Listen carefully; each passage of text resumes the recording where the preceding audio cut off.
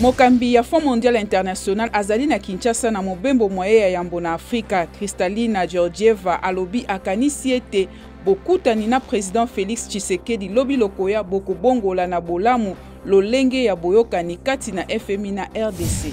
Bakondi bamapinga maekolo Congo démocratique batie manzaka na mokanda mopesi mission ya Nations Unies makasi ya kosunga bango na kobundisa badongolo meso na este ya mboka. Général Célestin Mbala na komanda ya MONUSCO na RDC Afonso da Costa nde bakambaki milulu miango. Antonio Guterres amitié na bokanga misima na bokutani na mokonzi moko ya ONU oyo azali na COVID-19. Na mbula tuku sambo na mibale kalaka mokonzi ya ONU atelemisi makita manso azalaki na yango.